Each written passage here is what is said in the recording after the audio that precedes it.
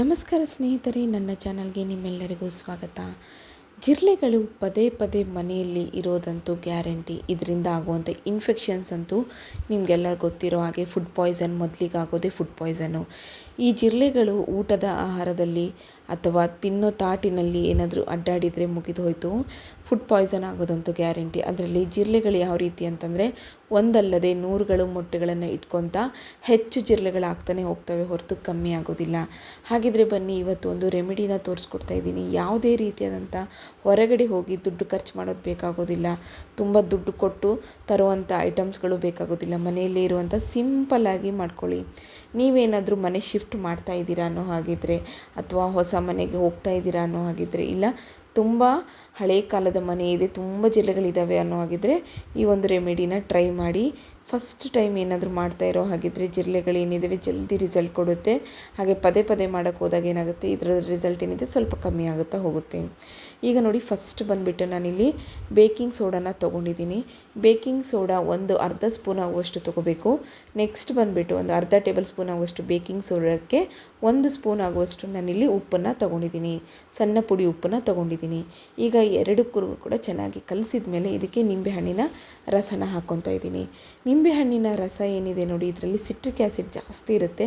ಹಾಗಾಗಿ ಈ ಒಂದು ರೆಮಿಡಿ ಏನಿದೆ ಜಿರಳೆಗಳನ್ನು ಓಡಿಸೋದಕ್ಕೆ ತುಂಬ ಹೆಲ್ಪ್ ಮಾಡುತ್ತೆ.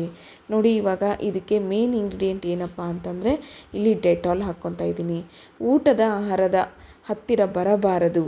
ಹಾಗೆ ಈ ಜಿರಳೆಗಳನ್ನು ಸಾಯಿಸಲಾರ್ದೇ ಇವುಗಳನ್ನು ಒದ್ದಾಡಿಸ್ಬಿಟ್ಟು ಕಳಿಸ್ಬೇಕು ಅನ್ನೋ ಹಾಗಿದ್ರೆ ಈ ರೆಮಿಡಿ ಬೆಸ್ಟ್ ಆಗಿರುತ್ತೆ. ಇದನ್ನು ನೀವು ಕ್ರಮೇಣವಾಗಿ ವಾರದಲ್ಲಿ 1 ಟೈಮ್ ಆದರೂ ಮಾಡ್ಕೊತ ಹೋದರೆ 2ರಿಂದ 3 ತಿಂಗಳು ಅನ್ನೋದರಲ್ಲಿ ಕಮ್ಮಿ ಆಗುತ್ತೆ. ವೀಕ್ಲಿ 1 ಟೈಮ್ ಇದನ್ನು ನೀವು ಕಂಪಲ್ಸರಿ ಮಾಡಲೇಬೇಕು. ಏಕಂತಂದರೆ ಜಿರಳೆಗಳು 1, 2 ಇರೋದಿಲ್ಲ ಸ್ನೇಹಿತರೆ, ತುಂಬ ಅಂದರೆ ತುಂಬ ಇರುತ್ತೆ. ಏನಿಲ್ಲ ಅಂತಂದರೂ ಬರೋಬ್ಬರಿ 100 ಮೇಲ್ಗಡೆ ಇರ್ತವೆ ಸಣ್ಣ ಸಣ್ಣ ಜಿರಳೆಗಳಿದ್ದರೆ. ಹಾಗಾಗಿ ಇದನ್ನು ನೀವು ರೆಮಿಡಿ ಏನಿದೆ ಇದನ್ನು ವಾರಕ್ಕೆ 1 ಟೈಮ್ ಆದರೂ ಕಂಪಲ್ಸರಿ ಮಾಡಲೇಬೇಕು. ನೋಡಿ, ನೆಕ್ಸ್ಟ್ ಬಂದುಬಿಟ್ಟು ನಾನು ಇಲ್ಲಿ ಏನು ಮಾಡ್ತಾಯಿದ್ದೀನಿ ಅಂದರೆ, ಕಾಟನ್ನ ತೊಗೊಂಡಿದ್ದೀನಿ. ಈ ಕಾಟನ್ ಉಂಡೆಗಳೇನಿದ್ದಾವೆ ಇದರಲ್ಲಿ ಹಾಕೋದ್ರಿಂದ ಇದರ ರಸ ಎಲ್ಲ ಏನಿದೆ ಕಾಟನ್ನಲ್ಲಿ ಬರುತ್ತೆ. ಹಾಗಾಗಿ ಫಸ್ಟು ಉಂಡೆಗಳನ್ನು ಮಾಡಿಕೊಂಡು ಹಾಕ್ಕೊತಾ ಇದ್ದೀನಿ. ಈ ರೀತಿ ಎದಕ್ಕಪ್ಪ ಮಾಡೋದು ಅಂತಂದರೆ, ನಾವು ಜಿರಳೆಗಳು ಹೆಚ್ಚಾಗಿ ಗೋಡೆಗಳ ಮೇಲೆಲ್ಲ ಅಡ್ಡಾಡ್ತಿರ್ತವೆ. ಹಾಗಾಗಿ ಈ ಕಾಟನ್ ಉಂಡೆಗಳನ್ನು ಮಾಡಿಬಿಟ್ಟು ನೀವು ಗೋಡೆಗೆ ಅಂಟಿಸೋದ್ರಿಂದ ಜಿರಳೆಗಳು ಆ ಜಾಗದಲ್ಲಿ ಬರೋದಿಲ್ಲ. ಹಾಗೆ ಎಲ್ಲಿ ಜಿರಳೆಗಳು ಜಾಸ್ತಿ ಇದ್ದಾವೆ, ಆಹಾರಗಳು ಎಲ್ಲಿರುತ್ತೋ ಅಲ್ಲಿ ಜಾಸ್ತಿ ಇರುತ್ತೆ, ಅಂಥ ಜಾಗದಲ್ಲಿ ಈ ಉಂಡೆಗಳನ್ನು ಇಟ್ಕೊತಾ ಬರೋದ್ರಿಂದ ನಿಮಗೆ ಜಿರಳೆಗಳೇನಿದ್ದಾವೆ ಕ್ರಮೇಣವಾಗಿ ಕಮ್ಮಿ ಆಗುತ್ತೆ. ನೋಡಿ, ಇವಾಗ ಚೆನ್ನಾಗಿ ನೆನೆದಿದೆ, ಈ ರೀತಿ ನೆನಿಬೇಕು. ಕಾಟನ್ ಉಂಡೆಗಳೆಲ್ಲ ಚೆನ್ನಾಗಿ ನೆನೆದ ಮೇಲೆ ನಾನೀಗ ಇವನ್ನ ಒಂದು ಎಲ್ಲಿ ಇಡಬೇಕು ಅನ್ನೋದನ್ನು ಕೂಡ ನಿಮಗೆ ಹೇಳ್ಕೊಡ್ತೀನಿ. ನೋಡಿ, ಗ್ಯಾಸಿನ ಬಾಜು, ಗ್ಯಾಸಿನ ಕೆಳಗಡೆ ಅಥವಾ ಗ್ಯಾಸಿನ ಅಕ್ಕಪಕ್ಕದಲ್ಲಿ, ಇಲ್ಲ ಅನ್ನೋ ಹಾಗಿದ್ದರೆ ಕಿಟಕಿಯ ಹತ್ತಿರ ಇವನ್ನೆಲ್ಲ ಇಟ್ಕೊತ ಬನ್ನಿ. ಹಾಗೆ ನೀವೇನಾದರೂ ರಾತ್ರಿ ಹೊತ್ತು ಮಿಕ್ಕಿರುವ ಅಡುಗೆಗಳನ್ನು ಇಡ್ತಾ ಇದ್ದೀರಂದರೆ ಅದರ ಬಾಜು ಕೂಡ ಇದನ್ನು ಇಡಿ. ಅಕ್ಕಪಕ್ಕದಲ್ಲಿ ಇದನ್ನು ಇಡೋದ್ರಿಂದ ಏನಾಗುತ್ತೆ ಅಂತಂದರೆ ಜಿರಳೆಗಳು ನೀವು ಇಟ್ಟಿರುವಂತಹ ಅಡುಗೆಗಳಿಗೇನು ತೊಂದರೆ ಮಾಡೋದಿಲ್ಲ.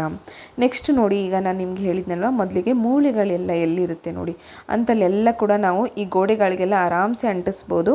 ಹಾಗಾಗಿ ಅಲ್ಲಿ ಕೂಡ ಇಡಿ. ನೆಕ್ಸ್ಟ್ ಬಂದುಬಿಟ್ಟು ಮೇನ್ ಎಲ್ಲಿಯಪ್ಪ ಅಂದರೆ ಜಿರಳೆಗಳು ಅಡ್ಡಾಡೋದೇ ಈ ಸೊಳ್ಳೆಗೆ ಎಲ್ಲಿರುತ್ತೆ ನೋಡಿ, ಸೊಳ್ಳೆಗಳು ಮತ್ತು ಜಿರಳೆಗಳು ಇರುವಂಥ ಜಾಗಗಳೇ ಸಿಂಕು. ಸೊ ಸಿಂಕ್ ಹತ್ರ ಇದನ್ನು ಇಡೋದನ್ನು ಮಾತ್ರ ಮರಿಬೇಡಿ.